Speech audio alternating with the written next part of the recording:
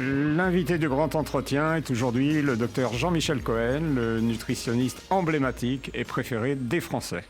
Nous allons profiter de ce long format pour en apprendre un peu plus sur l'homme afin de mieux comprendre son itinéraire, sa spécialité, sa démarche, son dernier ouvrage, ce qu'on pourrait réduire à la formule prosaïque, sa vie, son œuvre. Docteur Jean-Michel Cohen, bonjour. Bonjour Serge. Très heureux de vous recevoir dans notre grand entretien. Alors, je vous propose un tête-à-tête en 5 parties, faire plus ample connaissance avec vous, évoquer l'évolution de la nutrition avec quelques noms, quelques dates, quelques événements marquants. Nous parlerons ensuite de la tyrannie du surpoids, des régimes amaigrissants, de leurs difficultés et de leurs limites. Nous ferons une revue critique des principaux régimes avant de nous plonger dans votre petit dernier, synthèse de votre pratique au nom explicite, la méthode Cohen chez First Edition. Première partie de l'entretien, alors faisons connaissance. On va commencer par votre itinéraire personnel puis professionnel. Vous êtes né en Algérie ? Oui, c'est exact. Alors vous, des parents qui sont des parents dans une famille médicale, pas ? Pas du tout. Moi, je suis né d'une mère qui était œnologue, c'est-à-dire qui étudiait la chimie du vin, et d'un père qui était expert comptable. J'ai souvent rigolé avec ça en disant que finalement, il m'avait appris très tôt à faire du calcul mental, ça m'aidait à compter les calories. Donc, rien à voir avec la médecine. Par contre, le rêve de mes parents, c'était, comme il était de tradition dans le milieu séfarade du Maghreb, c'était de faire de ses enfants des avocats, des médecins, enfin, toutes les professions libérales, bref, ce qui permettait de fuir en quelque sorte. Et les Ashkénazes aussi, Jean-Michel. Je m'en doutais, mais je voulais parler au nom de la mienne. Des frères, des sœurs ? Une petite sœur qui, elle, a fait des études de droit, donc finalement la famille a suivi la vocation que mes parents souhaitaient, et qui habite désormais à Paris, et dont je suis très proche encore aujourd'hui. Vous arrivez à Paris, en France, en 1962 ? C'est une arrivée, je dirais, rock'n'roll. Mes parents ne savent pas où aller. Mon père, comme la chanteuse Linda De Souza, arrive avec une valise. En carton. On commence à arriver à Paris. À Paris, on n'a pas de place pour nous, on n'est pas logé. Mon père pense qu'il vaut mieux aller à Marseille. On va à Marseille. On loge dans un hôtel à l'époque, mais assez curieusement, mon père ne sait pas ce que c'est que cet hôtel. En réalité, c'est un hôtel de passe. Et dans la nuit, il y a un crime. Donc nous repartons de Marseille en direction de Paris. Et là, à Paris, on est assis dans une gare en train de prendre un café. On se promène quand même. C'est une enfance très, très mouvementée et très dangereuse finalement. Et là, quelqu'un vient proposer un appartement à mon père et nous atterrissons pour la première fois à Champigny-sur-Marne. Nous, on ne connaît rien. On vient d'Oran mais bon, on est content, on a un toit sous la tête. Alors, dans votre livre, vous dites vous êtes marqué très jeune par la lutte de votre maman avec son poids, capable de faire appel aux méthodes les plus délirantes. Oui, mais ma mère est victime de ce que j'ai décrit à de nombreuses reprises, c'est-à-dire qu'elle subit un déracinement profond d'un pays où elle commençait à s'ancrer, l'Algérie, avec un milieu très chaleureux quand même. Oran, c'était une famille, et en particulier pour les Juifs. Et on la déracine. Mon père perd son travail, il est en pleine explosion, donc plus de boulot. Ils arrivent à Paris, dans un univers qu'ils ne connaissent pas. Ma mère a peur, car la guerre nous a fait peur. Il ne faut pas oublier qu'au moment de l'indépendance, moi, pendant mon anniversaire, je me cachais sous la table parce que les balles sifflaient dans l'appartement. Donc ma mère est traumatisée, elle est victime d'une très très forte dépression. Personne ne fait le diagnostic. Elle trouve comme système de compensation la nourriture. Je la vois grossir. Elle fait tous les arnaqueurs de Paris. C'est-à-dire des types formidables. Il y en avait un qui avait un groom pour la faire monter à son bureau par ascenseur. L'autre la faisait aller jusqu'à Évreux pour manger des poudres. Le troisième lui faisait des piqûres. Finalement, elle tombe heureusement sur un médecin un peu plus intelligent qui lui demande de consulter un psy. Et c'est là où son opération se déroule, où là, elle guérit. Et elle redevient la mère qu'elle devait être avant que nous arrivions en France. Vous expliquez, Jean-Michel, que vous avez été aussi, enfant, confronté à ces problèmes de poids, et vous évoquez la souffrance du petit gros. Oui, alors le petit gros, à double titre, je suis en pleine détresse moi aussi. Pourquoi ? Parce que il se trouve que je suis un bon élève. Donc on me propose de sauter une première classe en primaire. Je suis toujours un bon élève. On me propose de sauter une deuxième classe.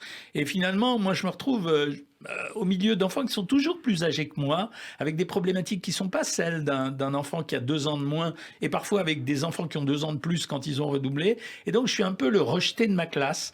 En plus, c'est compliqué chez moi. C'est-à-dire, ma mère est quand même dépressive, je vois les difficultés de mon père, je mûris très très vite. Et finalement, moi aussi, par l'intermédiaire et grâce à ma mère qui me nourrit abondamment, je deviens gros simplement parce que je me réfugie dans la nourriture pour oublier les peines. En fait, finalement, pour me protéger des coups que je prends à l'extérieur. C'est comme ça que ça se passe. Et donc, je commence à comprendre progressivement les problématiques du poids, c'est-à-dire la relation avec l'alimentation, mais aussi la relation avec le psychisme, mais aussi la relation avec les événements émotionnels. Et ça m'a construit, ça. C'est la raison pour laquelle vous inscrivez en médecine? Non, je m'inscris en médecine pour une double raison. D'abord, j'ai une vocation humaniste, donc ça veut dire l'idée de soigner les gens me transcende. Et la deuxième raison, elle est beaucoup plus pragmatique, c'est que je trouve ça. J'ai commencé ma mutation en terminale. Je suis devenu révolutionnaire, j'ai fait ma révolution, donc je commence à devenir autonome. Et j'ai envie de prendre un mois de plus de vacances. Et puis franchement, les prépas, ça me plaît pas, quoi. Continuer à étudier les maths et la physique, c'est pas mon truc. J'ai envie d'être dans autre chose. Donc je rentre en médecine et là, je poursuis mon épanouissement qui s'est déroulé pendant la classe de terminale. Vous avez un souvenir précis de la première année ou de la première fois qu'on arrive à l'hôpital avec une blouse? Alors non, pas la première fois. La plus belle des anecdotes, c'est quand je suis arrivé à rue des Saints-Pères à la faculté de médecine. J'ai des facilités, c'est clair.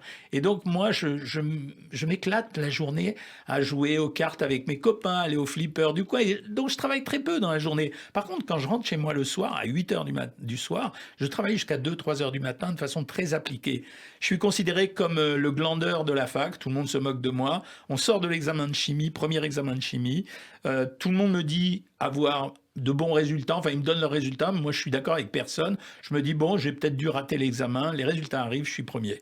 Donc et là je deviens autre chose, donc je deviens le type qui a des facilités, qui est supérieur aux autres, donc ça me fait grandir au sein de la faculté. Et quand j'arrive à l'hôpital, j'arrive en fait avec une réputation, on dit ce type est très doué, etc. Donc j'arrive à l'hôpital et quand je mets la blouse blanche, vous me rappelez la blouse blanche, oui la blouse blanche c'est... Quand je mets la blouse et qu'on me confie la première injection que je fais, le malheureux à qui j'ai fait la première intramusculaire, je suis traumatisé, c'est quelqu'un qui a un cancer, il est maigre, mais c'est horrible. Je fais intramusculaire et j'entends un bruit, en fait j'ai tapé l'os. C'est pas grave, mais je suis traumatisé. Oui, voilà, je suis traumatisé. Voilà, c'est ma première journée à l'hôpital. Alors, vous expliquez dans votre livre la consternation de vos amis quand vous dites « moi, je vais m'intéresser à la nutrition ». Ah ouais, c'est une histoire folle. On me demande de choisir, donc pour le choix traditionnel, je prends nutrition. Tous mes copains ont pris gastro, cardio, certains d'entre eux ont eu des carrières fameuses. Et moi, je leur dis, j'ai pris nutrition. Et là, la conversation s'arrête. C'est-à-dire, ils me regardent, mais t'es fou, quoi. Qu'est-ce qui t'a pris? Enfin, c'est n'importe quoi. Et il y a un frisson qui m'envahit. Je me dis, mais au fond, ils ont peut-être raison, j'ai peut-être fait n'importe quoi. Je prends la moto, je refile à la fac à toute allure. Trop tard. Je vois la secrétaire, vous connaissez bien. La secrétaire, barre de fer. Elle me dit, c'est fini, t'as choisi, tu reviendras dans 6 mois. Bon, je rentre dépité, mais après, j'entre dans le service de nutrition. Je suis accueilli par mon ami Patrick Serog, qui m'ouvre les bras. Ça, je m'en souviendrai toujours, et qui me dit, bienvenue chez toi. Et là, ma carrière commence vraiment. L'école de Bichat, peut-être avant de parler, puisque là vous évoquez Patrick Serog, je voudrais que vous disiez peut-être un petit mot sur votre famille. Je crois que vous avez une fille qui est médecin, alors j'ai 3 filles qui est pharmacienne, c'est ça? Oui, mes 3 filles ont épousé un peu les carrières de la famille. La première est radiologue, elle a eu une brillante carrière. La seconde est pharmacienne, comme sa maman. Et la troisième a fait du journalisme, un peu ce deuxième métier que j'ai eu au cours de ma vie à force d'intervenir dans les médias. Donc 3 filles avec des carrières différentes, mais quand même bien dans le médical. Des liens avec le judaïsme, des liens avec Israël. Je crois que vous avez ou vous allez avoir la nationalité. Très fort, parce que j'ai vécu toutes les étapes, comme vous, de l'évolution des rapports entre la France et Israël. J'ai vécu les événements les plus terribles, depuis Copernic jusqu'à Ozaratora. Et donc, forcément, toute notre famille a un attachement très fort à Israël, y compris ma dernière fille, qui, à un moment donné, a travaillé à la télévision là-bas. Un mot peut-être sur vos loisirs. Je ne sais pas comment vous faites parce que vous êtes quand même très, très, très occupé avec les médias, les interviews comme aujourd'hui, les émissions, vos bouquins. Vous trouvez le moyen même de vous engager en politique? J'ai fait de la politique, ou plus exactement, j'ai toujours été investi dans la collectivité. Ça a commencé très tôt, puisque j'étais délégué de ma classe, délégué de la fac. J'ai toujours été impliqué là-dedans, et à un moment donné, oui, c'est vrai, j'ai choisi de m'engager en politique. À l'époque, j'étais maire adjoint d'une grande ville de France, à Boulogne-Billancourt. J'avais envie de m'occuper des autres, mais c'est dans la tradition médicale. Ceci étant, je pense que nous n'avons pas, nous médecins, à intervenir aussi fort en politique. Je pense que notre rôle est mieux en tant que conseiller ou que débatteur avec des ministres ou des présidents de la République, plutôt que d'être dans l'action politique. Alors, on en vient à votre vie professionnelle. Vous avez abordé tout à l'heure, vous avez évoqué le nom de Patrick Serrogue. Je voudrais évoquer un autre nom qui est celui de Marianne Apfelbaum, Ah oui, qui bien a un sûr. destin hors du commun. Apfelbaum, je l'ai connu parce que je l'ai connu avant d'être dans son service, parce que je regardais la télévision et qu'il a été un des premiers. Finalement, c'est lui qui m'a inspiré dans tout ce que j'ai fait. Il a été un des premiers à mettre en scène le traitement de l'obésité ou du surpoids à la télévision dans des émissions assez fameuses dont tout le monde a oublié le nom, sauf les plus anciens. Alors, il est rescapé du ghetto de Oui, c'est un Varsovie, il rescapé du s'échappe, ghetto de il revient en Varsovie. France, il fait C'est ses ça. études. Il fait ses études, il bénéficie d'un patron extrêmement chrétien qui pense qu'il doit faire quelque chose justement pour les Juifs au regard de ce qui leur est arrivé, et il est nommé agrégé de Jean Trémolière, qui est le père de la diététique moderne. Mais Apfelbaum reprend le flambeau avec beaucoup de brio, et non seulement il apporte beaucoup à notre discipline, la nutrition, mais en plus il a des élèves tels que moi auprès de qui il passe du temps, quoi. Il nous a vraiment formés. Ce type était un génie, et sa mort m'a beaucoup affecté parce que c'était un génie. C'était voilà un génie drôle. C'est-à-dire qu'il avait toujours le sens de la phrase. Il avait toujours le mot avec un accent à avec couper un au couteau, accent parce que je l'ai eu terrible une fois ici. polonais, mais enfin il me faisait honte dans les congrès parce qu'un jour on parlait du cholestérol et des cholestérols homozygotes qui sont quand même assez rares, et il disait mais au fond s'il y a autant de cholestérol homozygote, laissons-les mourir et la maladie disparaîtra. Alors forcément le congrès se lève très choqué par cette phrase mais il le faisait exprès, c'était un provocateur. Donc mais moi ça me faisait mourir de rire, je savais qu'il jouait. Alors, abordons votre spécialité. Alors, on est dans une société, Jean-Michel, qui valorise la minceur et stigmatise les rondes. Certains ont parlé même de grossophobie. Alors, le terme est un peu excessif parce que je ne trouve pas qu'il y ait un mouvement militant contre les gros, mais il existe une discrimination à l'égard des gros. Cette discrimination, elle est le fait qu'on a assimilé en général la personne obèse à une personne faible, qui a peu de valeur, qui a peu de résistance et peu de volonté, sans comprendre que derrière la prise de poids, en général, se cachent d'autres choses, la génétique évidemment, l'histoire personnelle évidemment, les émotions évidemment, mais aussi le rôle des stimuli extérieurs qu'on reçoit en permanence. Ça veut dire qu'aujourd'hui, l'industrie alimentaire est une industrie. Elle n'est pas philanthrope, elle a pour objectif de grandir, croître, faire du bénéfice. Donc tout est bon aussi pour nous faire avaler ce qu'on a envie de nous faire avaler. Alors, est-ce que vous avez, Jean-Michel, le sentiment qu'un certain hygiénisme s'est installé avec un diététiquement correct, avec un terrorisme sanitaire? Les mots sont peut-être un petit peu forts, mais je les ai retrouvés dans la presse professionnelle. Vous pouvez y aller. Je trouve qu'il y a de plus en plus d'ingérence dans les comportements personnels. On a des injonctions qui me paraissent déplacées. Par exemple, manger, bouger. Écoutez, franchement, je pense que c'est pas une bonne façon de dire aux gens que c'est mieux d'avoir une activité physique que de dénoncer manger, bouger comme ça. L'histoire des 5 fruits et des légumes est grotesque. Ça veut dire, avant de dire manger 5 fruits et légumes, il fallait d'abord apprendre aux gens lesquels, combien il y en avait, à quelle période les consommer, comment les cuisiner, puis le faire avec délicatesse. Là, on a le sentiment que la santé est devenue presque un devoir. Et qu'on n'a plus d'arbitrage personnel, donc je suis contre ça. Et le diktat de la minceur, c'est un diktat qui est véhiculé par de nombreux vecteurs. Alors il y a bien sûr l'industrie de la mode, mais pas seulement. Il y a aussi maintenant les réseaux sociaux. Ça veut dire que ceux qui se mettent en scène deviennent en quelque sorte les miroirs de ce que nous devrions être. On ne se regarde plus dans le miroir, on regarde sur les réseaux sociaux ce qu'on devrait être, parce qu'ils adorent montrer leurs biceps, leurs fesses, etc. Alors, très rapidement, l'histoire de l'alimentation, on dit qu'il y a 2 périodes, la période des chasseurs-cueilleurs et agriculteurs, puis agriculteurs-éleveurs, et puis l'industrialisation. Oui, parce que depuis le paléolithique, en passant par le néolithique jusque dans les années 1950, l'alimentation des hommes, elle n'a pas changé. Il n'y a pas d'industrialisation de la nourriture. En 1950 arrive la vraie industrialisation de la nourriture. Et là, à ce moment-là, on fabrique une nourriture qui est beaucoup plus proche de la chimie que de la nourriture qu'on peut se procurer éventuellement par soi-même, comme on le faisait auparavant dans les fermes. C'est à partir de ce moment-là que l'industrie agroalimentaire se développe, va utiliser des techniques d'influence. Elle cherche à comprendre notamment des relations aussi compliquées que comment on fait pour partir d'un signal, suivre une habitude et arriver à une récompense qui doit être la nourriture que l'on a choisi de nous faire acheter.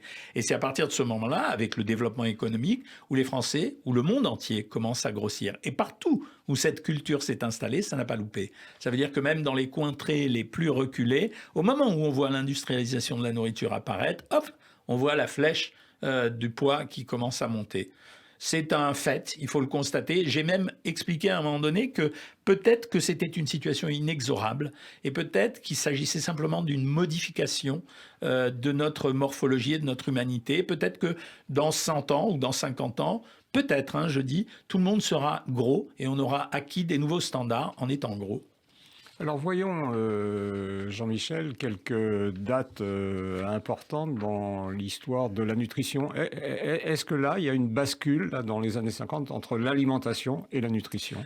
Elle commence un peu avant avec Framingham. C'est la première fois où on fait juste après la guerre. Juste après la guerre, où on commence à faire une étude pour essayer de comprendre les relations entre les maladies cardiovasculaires et les habitudes de vie, étant inclus particulièrement l'alimentation. Et c'est comme ça qu'on arrive à découvrir que les maladies cardiovasculaires peuvent dépendre bien sûr de l'hypertension artérielle, mais également de l'alimentation au travers, par exemple, du cholestérol ou des maladies du diabète. Et c'est là aussi, et c'est là où interviennent mes patrons de l'époque, Trémolière et Apfelbaum, c'est là aussi où on comprend que le cholestérol se divise. C'est-à-dire qu'il n'y a pas que du cholestérol. Le cholestérol, on le distingue en cholestérol de bonne qualité et de mauvaise qualité. Et c'est celui qui est de mauvaise qualité qui nous menace. Et on commence à comprendre progressivement l'impactage de l'alimentation sur la santé. Ça va très très vite à ce moment-là d'ailleurs, parce que moi je me souviens de cette époque, parce que à l'époque j'ai connu l'époque où les triglycérides par exemple, qui sont des graisses qui circulent dans le sang, on considérait que c'était pas aussi grave que le cholestérol, puis poum, d'un seul coup on commence à lire des articles médicaux dans les années 75-80 et là apparaissent les dangers liés aux triglycérides. Et j'ai vécu toute cette évolution. C'est pour ça qu'aujourd'hui les gens qui ont eu la chance comme moi de connaître la naissance de la diététique et son essor, ce qui donne tort à mes copains d'à l'époque, regardent le chemin accompli qui est incroyable, incroyable. Après l'étude de Framingham, l'étude des 7 pays, qui est Bien quelque sûr, chose de on regarde, très, on commence très à, marquant parce que on essaye de regarder la composition des nourritures des uns et des autres pour essayer de voir s'il y a un modèle qui l'emporte sur les autres. et il y a un modèle qui l'emporte sur les Et il y a un autres. modèle qui l'emporte sur les autres, au-delà des fantaisies qu'on lit à droite à gauche de temps en temps. Mais ce modèle, c'est presque toujours le même. Il est typiquement méditerranéen, mais il est typiquement un régime où on mange un peu moins de protéines qu'ailleurs, un peu plus de produits céréaliers, de bonnes huiles, avec des fruits et légumes en quantité suffisante. Et j'ajoute, dans certains cas, dans le modèle méditerranéen, ça m'a toujours fait rire. Donc la ration calorique est toujours un peu inférieure aux besoins définis comme tels, mais aussi on associe la sieste, c'est-à-dire le repos. Et moi je trouve ça intelligent parce qu'on n'en parle jamais assez. On parle jamais assez de dire qu'il faut avoir une approche holistique de la nutrition. Il ne faut pas regarder que ce qu'on met dans la bouche. La convivialité, le plaisir, c'est quelque chose Le d'important plaisir, pour vous savez que c'est un de mes grands dadas. Le plaisir, mais aussi l'environnement, mais aussi la cadence, mais aussi le lieu où on mange. Plein de choses comme ça. Et donc l'approche holistique de l'alimentation en disant c'est ce que vous mangez qui vous définit, pas seulement. Alors les Français, en 1995, lancent une grande étude qui regroupe Suvimax, bien sûr, oui, qui regroupe 15 000 patients qui sont suivis pendant 7 ans. Donc c'est une grosse étude. On essaye de comprendre, oui, là à ce moment-là, on essaye de comprendre l'impact des vitamines et des antioxydants sur la santé des gens. C'est une étude qui a été à l'époque assez contestée parce qu'on a prétendu, alors je ne sais pas si c'est vrai ou non, que celui qui l'avait faite développait en fait la promotion des compléments alimentaires. on est quand même resté sur cette étude Suivimax, mais on en parle moins aujourd'hui parce que ça a été altéré par cette histoire. Mais ce qu'on a découvert à ce moment-là, c'était l'importance du rôle des vitamines dans l'alimentation. On connaissait le rôle des vitamines, mais l'importance de les trouver dans les aliments. Ça veut dire ce qu'on appelle les antioxydants qui sont à la sauce de tous les féminins pour raconter n'importe quelle blague. Les antioxydants sont des aliments qui participent à la bonne santé des gens.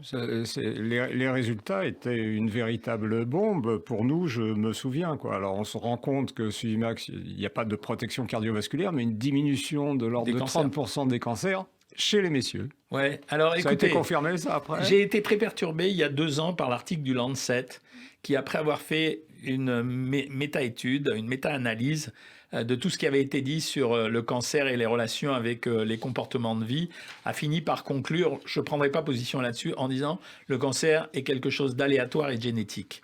C'est-à-dire que leur étude, bon, c'était quand même, cet article a été lu, relu par plein de gens. Donc ça veut dire on ne peut pas le remettre en question. Mais selon eux, en fait, nous, on raconterait du pipeau. Et en fait, les 2 facteurs qui seraient en exergue, ça serait tabac-alcool aujourd'hui. C'est-à-dire là, on a une certitude, tabac-alcool conduisent au cancer. Mais pour le reste, je ne suis pas sûr. Il faudra continuer.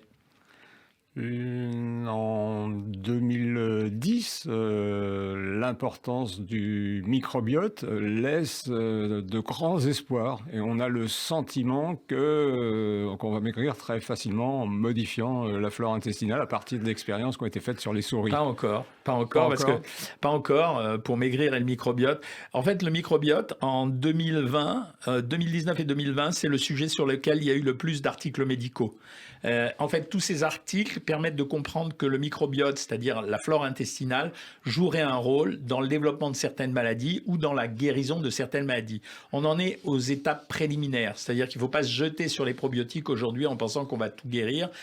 Pour l'instant, c'est à l'aveugle. On donne des probiotiques, mais c'est à l'aveugle. Les gens qui ont travaillé sur ce sujet, moi j'ai moins travaillé que sur le sujet là-dessus, ont des pistes pour le moment, mais ce ne sont que des pistes. Ils isolent des souches, c'est-à-dire des micro-organismes, et ils disent tiens, on a trouvé une relation entre ce micro-organisme et la sclérose en plaques et la maladie de Parkinson, etc. Mais pour le moment, on n'a pas de probiotiques pour guérir ça. C'est probablement réducteur de penser que c'est du business. Là, en ce moment, c'est du business. On achète des probiotiques, on fait du business. Ça améliore la flore intestinale, les gens digèrent mieux, sont moins ballonnés, mais pour le reste, pour les maladies, pour l'instant, on ne sait pas trop bien. Le grand entretien, deuxième partie. Je suis aujourd'hui avec Jean-Michel Cohen. Nous allons maintenant aborder les difficultés de la perte de poids. Ouais. Jean-Michel, le surpoids, l'obésité sont en augmentation constante en France? Oui. Et c'est assez marrant parce que peu de gens s'en soucient. J'ai envoyé un mot à Madame Macron la dernière fois, il y a quelque temps. Et je lui ai dit, il faudrait s'occuper de la restauration collective, demandez à votre mari si ça ne serait pas un sujet. Elle m'a répondu en me disant, il y a une expérimentation en cours à l'hôpital Saint-Louis, contactez-les. Mais je suis un peu étonné qu'après en avoir fait un grand sujet, notamment... je crois en 2007, sous la présidence 2009, je ne me souviens plus de la date, sous la présidence de Sarkozy, aujourd'hui c'est un sujet qui n'intéresse pas les gens. C'est-à-dire le fait qu'on a une population de plus en plus obèse. Et même, je pourrais vous dire, j'ai été très étonné pendant la période du Covid. Alors je ne sais pas si on en est sorti. Il y avait une relation très forte entre obésité et Covid. 50% des gens hospitalisés en réanimation étaient obèses ou en surpoids. Ça n'a pas beaucoup intéressé les médias, comme si c'était un sujet qui était un non-sujet. J'ai dû aller une fois ou deux sur CNews ou BFM pour en parler, mais ça n'a pas motivé les gens. Pourtant, c'est un sujet de santé publique majeur, parce que obésité égale tous les troubles liés à l'obésité quand on est plus âgé, c'est-à-dire les troubles articulaires, hématologiques, les maladies cardiovasculaires, etc. C'est aussi la discrimination dont sont victimes certains. C'est pas seulement la discrimination raciale ou religieuse, c'est une forme de discrimination, et c'est aussi des coûts de traitement qui vont se majorer d'année en année pour la sécurité sociale. Donc je suis très étonné, ça intéresse pas les gens. Alors, je reconnais qu'en ce moment la priorité c'est le Covid, mais auparavant, notre ministre de la Santé, que j'aime bien et que je connais bien, semblait s'intéresser aux affaires du petit déjeuner, mais depuis, je pense qu'il a été pris à d'autres choses. Alors, on va en venir à la perte de poids. Là, on a fait le constat d'une société qui a tendance à grossir. Et vous dites, maigrir ne consiste pas seulement à perdre des kilos. Non. Non, parce que maigrir, en fait, c'est une amélioration de son propre bien-être. La question, quand je demande aux gens cette question un peu basique, qu'est-ce qui vous motive à maigrir, en dehors du fait de perdre du poids, évidemment, c'est les gens répondent toujours à 99% être bien dans ma peau. Ça veut dire que la première motivation pour maigrir, c'est se sentir mieux soi-même. Alors se sentir mieux soi-même, c'est bien sûr physique, ça veut dire la validité, la capacité à faire plein de choses, à s'habiller pour certains, etc.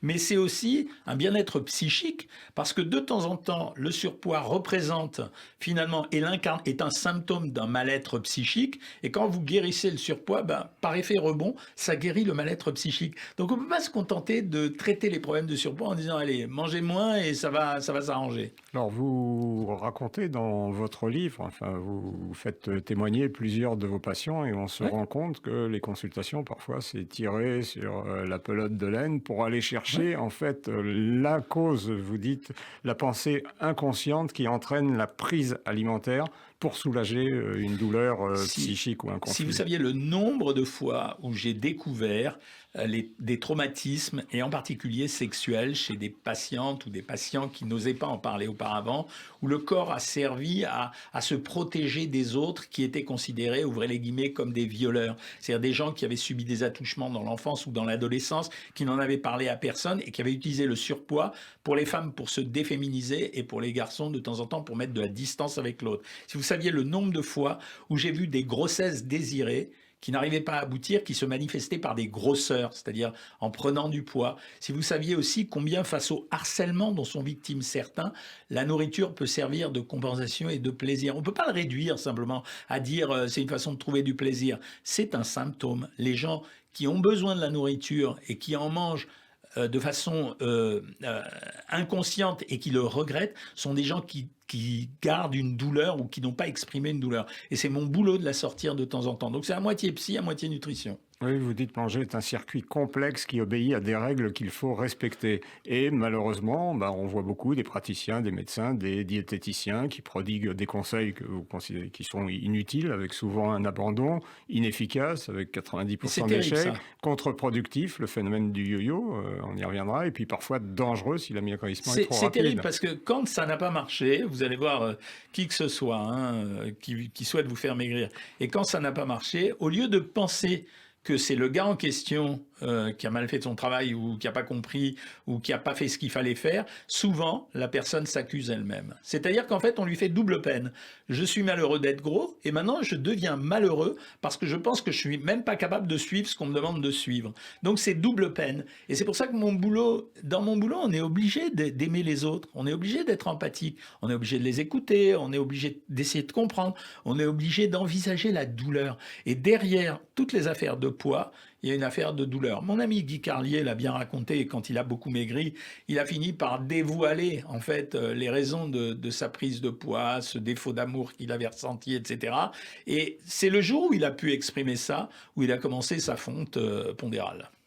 Alors, on va quand même parler des régimes parce que Ouais, le public est demandeur de ces régimes. bien Vous sûr, expliquiez tout à l'heure que votre maman allait vers n'importe elle a tout quelle fait. solution et quand on est vraiment confronté à ce problème, on est prêt à tout. Oui, alors il y a des modes de régime. Alors, on a connu les modes des régimes hypocaloriques, c'était Skersdale, Mayo, etc. Puis ensuite, on a connu la période des tout sans sucre, Atkins, des tout rien que des protéines, ça a été Ducan à un moment donné. Vous êtes beaucoup battu contre Oui, mais ça ne sert pas à grand-chose finalement parce qu'à chaque fois, de toute façon, il se régénère. C'est comme une espèce d'hydre qui repousse sans arrêt. Et là, très récemment, bon, les deux régimes dont on a parlé, il y en a d'autres qui arriveront l'année prochaine sûrement, mais c'était le jeûne intermittent.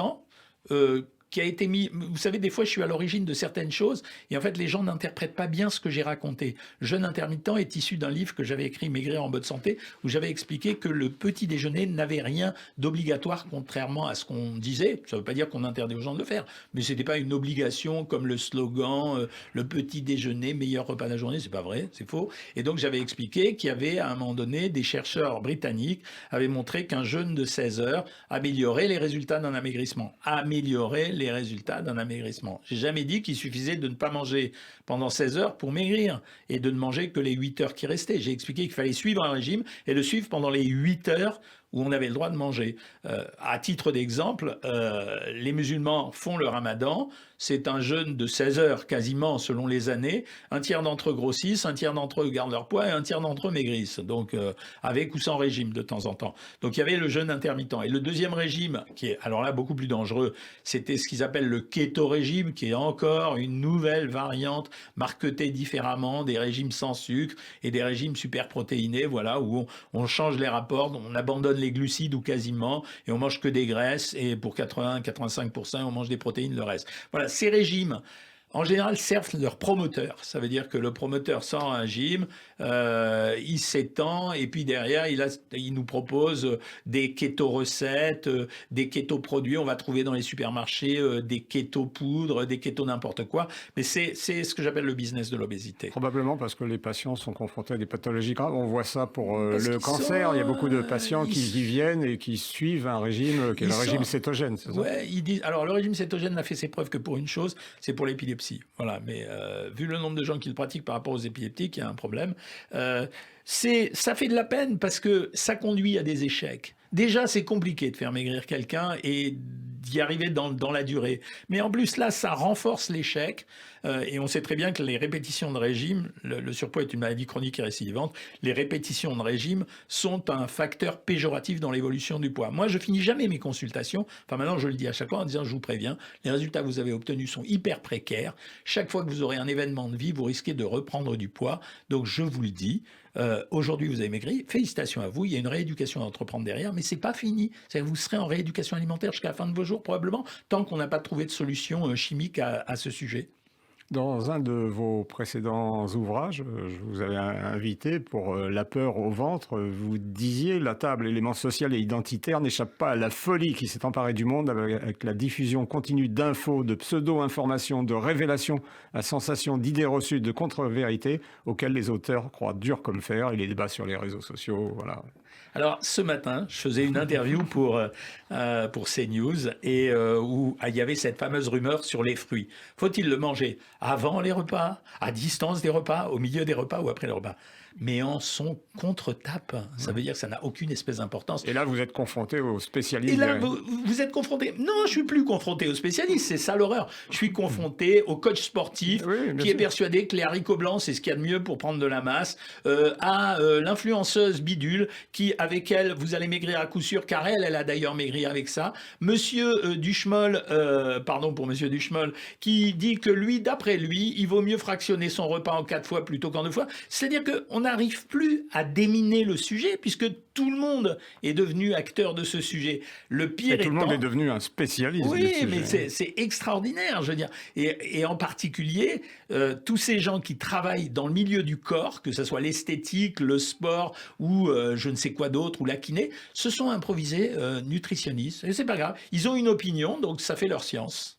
Et c'est terrible. Pour moi, c'est terrible parce que, d'abord, je suis un peu fatigué de répondre tout le temps, donc j'arrive à répondre, mais ça arrive par masse. Donc, il faut répondre à une masse. Donc, c'est pour ça que j'ai créé les réseaux sociaux, où j'ai fait une chaîne pour établir la vérité de la nutrition, les Instagram, où je sacrifie aux règles de Instagram. Ben, en tout cas, je me montre jamais torse nu, vous inquiétez pas, hein, ça va. Un mot sur les régimes végétariens et les régimes bio, là aussi, dans votre spécialité. Alors là aussi, c'est du business parce que c'est intéressant de manger bio pour flatter l'écologie, bien sûr. Quand vous mangez bio, vous renforcez la tendance à l'écologie. Les gars qui disent que les gens qui mangent bio auront moins de cancer et moins de maladies que les autres vont beaucoup trop loin. Ils n'ont pas une meilleure hygiène de vie? Non, alors si, mais probablement à cause du mode de vie global. L'étude Nutrinet Santé qui a encore vendu le bio en disant c'est par le cancer, en faisant des interrogatoires qui étaient donnés sur Internet, c'est n'importe quoi. Aujourd'hui, le bio, c'est super pour favoriser les comportements écologiques. Mais ça n'a jamais guéri ou qui que ce soit. Donc, quant au régime végétarien, c'est la même chose que pour le bio, c'est-à-dire c'est intéressant parce que ça fait réduire un peu les protéines. Il y a une relation qui montre qu'ils ont une espérance de vie de 25% supérieure, mais probablement parce que ce sont des gens qui ont un modèle de vie qui est bon. Ça veut dire qu'ils sont actifs physiquement, très souvent ils fument pas ou ils boivent pas beaucoup d'alcool. Donc c'est la globalité de leur modèle qui est intéressante. Mais encore une fois, je veux dire, il ne faut pas dicter à chacun sa vie. C'est-à-dire chacun de nous est responsable de sa vie. Donc on donne des conseils et après chacun de nous le fait. On n'a pas à exiger. Le nutritionniste face au sans gluten, la mode du sans gluten, la passée, folie du sans Elle est gluten. passée, souvenez-vous, chez vous toujours, je parlais du gluten et j'expliquais que c'était une tendance qui n'avait rien de démontré, que bien sûr ceux qui avaient une maladie cœliaque seraient concernés, c'est-à-dire moins de 1% des gens, mais que la folie passerait. Et que Voilà c'était ce qui intéressant est. pour l'industrie. Donc, Ah, ça a été super. À un moment donné, ils ont vendu des produits sans gluten beaucoup plus chers que des produits avec gluten. Bon, maintenant, ils sont passés à autre chose. Ils vont passer au keto saucisson ou à je ne sais quoi. Sur les Weight Watchers, là, dans votre Ah, ouvrage, c'est fini. Jean-Michel, vous dites les Weight Watchers, leur efficacité, c'est surtout les réunions de groupe. C'était les réunions de groupe. Les Weight Watchers, c'est un peu fini à cause justement d'Internet. Avant, c'était sympa. En fait, c'était la même chose que les alcooliques anonymes. On ne sait pas ce qui se passait dans ces réunions. Il n'y avait pas de protocole particulier, mais les gens se réunissaient, parlaient d'un problème commun. Ça leur faisait du bien. Mais aujourd'hui, avec Internet, les forums existent, les communautés existent, chacun y va de son petit couplet. Donc, Weight Watchers, ça a perdu. Weight Watchers se résume aujourd'hui à un régime qui est un régime plutôt bien équilibré, mais un régime ne suffit pas pour faire maigrir quelqu'un. Il faut une stratégie. C'est ce que je viens de décrire dans le dernier bouquin. Il y a une différence entre les régimes qui sont les régimes amaigrissants et le régime santé. Vous dites la perte de poids, Bien c'est sûr, pas... Voilà, bien sûr. Vous ne pouvez pas vivre avec un seul régime ou soigner les gens avec un seul régime, ce qui est le cas notamment chez Weight Watchers. Mais en fait, d'abord, chacun d'entre nous est différent. Et ensuite, pendant que vous maigrissez, il faut faire évoluer les régimes. Ça veut dire, et le régime n'est pas un mot grossier parce il a été caché ce mot par le terme rééquilibrage alimentaire, comme si c'était grossier de dire un régime. Vous savez, le gars qui mange pas de légumes, il mange un régime sans légumes. Le gars qui mange pas de viande, il mange un régime sans viande. Donc le régime hypocalorique n'a rien de grossier. Simplement, ce qu'il faut dire, c'est que quand vous commencez avec un niveau calorique, à un moment donné, au début de votre régime, il est vraisemblable qu'il faudra en changer en cours de régime. De temps en temps, il faudra accélérer, de temps en temps, il faudra stabiliser, de temps en temps, il faudra s'autoriser des écarts. Donc, il ne peut pas y avoir un régime pour faire maigrir les gens. On va le voir. Il y a quand même, le régime avec la méthode Cohen. Mais juste avant, j'ai trouvé une analogie dans votre démarche avec ce que j'avais lu sur les expériences nutritionnelles de Mark Aube, professeur Kansas, et du cinéaste Spurlock. Un s'était alimenté avec des Big Mac là, pendant des semaines et des semaines. L'autre mangeait des cochonneries, mais simplement en réduisant ses apports caloriques. Et je trouvais que vous êtes un petit peu iconoclaste avec votre régime chocolat, régime tartine, régime... en expliquant que... Quand vous mangez hypocalorique, même si vous mangez pas parfaitement équilibré, j'ai pas dit totalement déséquilibré, mais pas parfaitement équilibré, le bénéfice d'avoir mangé moins que vos besoins est plus grand que le risque que vous prenez à manger quelques saloperies de temps en temps. Voilà, ça c'est la première chose. La deuxième chose, donc il a montré effectivement qu'en suivant un régime à 1800 calories fait de saleté, non, on ne peut pas dire ça, mais fait de tas de choses grasses et sucrées par rapport à un régime à 1800 calories fait de façon académique, il y avait peu de différence en termes de poids. Mais on n'est pas capable d'évaluer en termes de santé ce que ça a donné. Comme ça ne dure que sur une période courte, c'est pas si grave que ça. Quant à Morgan Spurlock, il avait montré que manger en permanence des produits industrialisés tels que des fast-foods avaient conduit à un foie gras, à des troubles métaboliques. Bon, il n'y avait pas de grande surprise à ça, mais personne ne mange aujourd'hui fast-food midi et soir. Parce que là, on disait pas faire de fixation sur la composition de l'assiette, seul importe sa taille. Quand même, le régime méditerranéen, c'est pas uniquement ça. On est quand même beaucoup plus en forme quand on a des rapports nutritionnels équilibrés.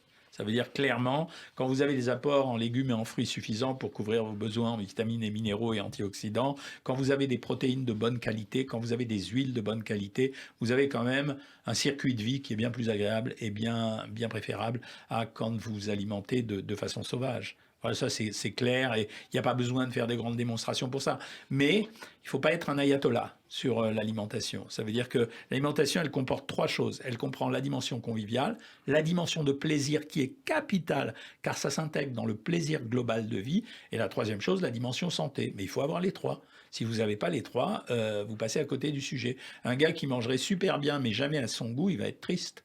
Un gars qui mangerait super mal, il va être malade. Et un gars qui mangerait tout seul en permanence, il ne va pas trouver la nourriture et la vie agréable.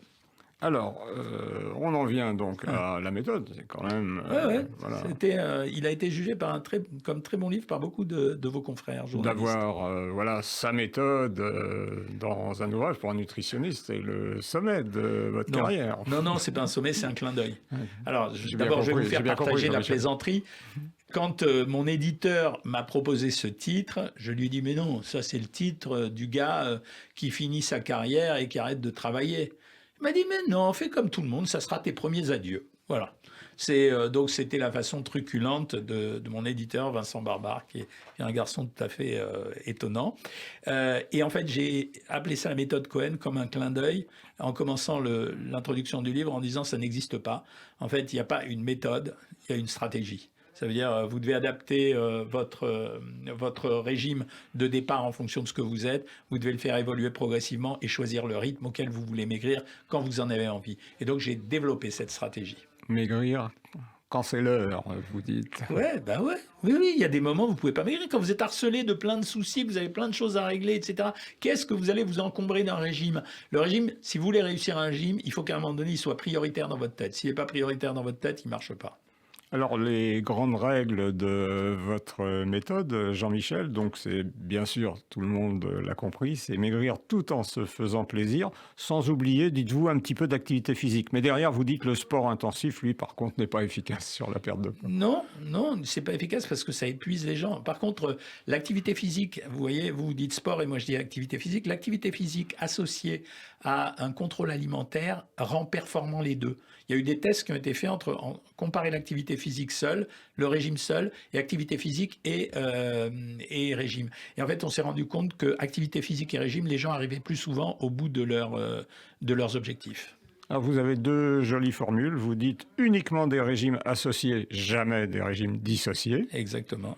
Et puis après, vous dites il n'y a pas d'aliments interdits. Je préfère, moi, les aliments autorisés. Voilà, mais c'est la version positive de la nutrition. Beaucoup de gens ont développé la version négative. Vous n'avez pas le droit de faire ça, vous n'avez pas le droit de faire ça. Les gens les réclament même de temps en temps. Moi, je préfère dire vous avez le droit de manger ci ou ça. Oui, vous dites ne pas se forcer avec des aliments qu'on n'aime pas, conserver les plats qu'on aime en les intégrant dans des menus structurés. Il faut une cuisine savoureuse. Mais bien sûr, si vous n'aimez pas les sardines, je ne vais pas vous obliger à manger des sardines. Si vous préférez manger du thon à la place. Et puis, il faut s'adapter à la nourriture moderne. Ça veut dire qu'il faut concevoir, c'est ce que j'explique dans le livre, un sandwich, c'est pas tabou, des sushis, c'est pas tabou, un plat de pâtes, c'est pas tabou. C'est simplement quand l'aliment pose plus de problèmes dans un régime qu'un autre, on va jouer sur l'assaisonnement et la quantité. C'est pas, enfin, je veux dire, je reviens à mon père expert comptable. Ça veut dire, c'est juste un ajustement de toutes les variables nutritionnelles pour arriver au même résultat. Alors, et vous dites, il n'y a pas besoin de compléments alimentaires, ils sont inutiles. Alors non, on a remarqué que les gens qui prenaient des vitamines en début de régime avaient une meilleure forme que les autres. Donc souvent, oui, je mets des vitamines comme ça parce que je me dis au fond, c'est pas grave. Ça fait plaisir aux patients. Non, oui, ça fait plaisir aux patients. C'est vrai que les vitamines s'associent. Ils ont souvent le sentiment quand même qu'il manque de vitamines. Oui, voilà, c'est ça. Vous le connaissez par cœur, ça, je pense.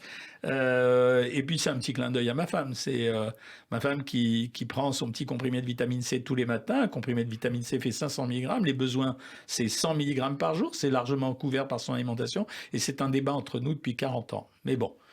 Ça me permet de réfléchir dès le matin. Voilà. Alors, le régime proprement dit, donc c'est le pivot de l'amaigrissement. Et derrière, là, on est curieux parce que de temps en temps, il y a un petit coup de booster avec soit le régime flash, soit le régime les œufs. Vous réhabilitez finalement les œufs. Oui, enfin, j'ai longtemps été un défenseur des œufs. Mais en fait, je me suis rendu compte qu'il fallait écouter les gens encore plus que ce que je pensais. C'est-à-dire que de temps en temps, les gens rentraient dans mon bureau en me disant « moi, j'ai besoin d'aller vite pour que ça me motive ». Et j'étais assez catégorique dans ces cas-là. Je disais « non, ceux qui demandent d'aller vite, c'est ceux qui maigrissent jamais ». Ce qui n'est pas complètement inexact. Mais je me suis dit, au fond, c'est pas vrai. Peut-être que chez certains d'entre eux, ça va marcher. Alors, il existe des techniques restrictives alimentaires qu'on ne doit pas pratiquer sur de longues périodes qui permettent d'accélérer très vite un amaigrissement. On peut aller jusqu'à moins 3, moins 4 kilos de perte de poids en une semaine en utilisant des régimes extrêmement hypocaloriques, mais en protégeant les apports en protéines et en protégeant les vitamines et les minéraux. Donc, je l'ai mis en scène dans ce livre. Alors, beaucoup de gens l'ont fait. Ceux qui n'arrivaient pas à le suivre me l'ont dit et m'ont dit j'ai arrêté, j'arrivais pas à le suivre, ce qui est absolument pas grave. Mais j'expliquais à tout le monde qu'il y avait un protocole de sortie de ce type de régime. C'est-à-dire qu'on sort pas d'un régime brutal tel que celui que j'avais mis de façon inopinée. Hein. Ça se fait par séquence. Et alors je terminerai par une formule qui probablement vous est chère. Le plaisir est le commencement et la fin de la vie heureuse, disait Épicure, le philosophe. Et je pense que vous êtes, Jean-Michel Cohen, probablement un des nutritionnistes les plus épicuriens. Oui, il y a toujours une table dans tous les restaurants pour moi. Les chefs cuisiniers adorent le fait que j'ai toujours défendu le plaisir de manger. Donc oui, je revendique d'être un épicurien et j'ai plaisir à manger et à manger avec les autres. Voilà, se contenter d'un poids d'équilibre plutôt qu'un poids idéalisé qui risque de pourrir la vie, je pense que voilà, on pourrait terminer là-dessus. Merci beaucoup pour cet entretien. Jean-Michel Cohen, merci, à bientôt.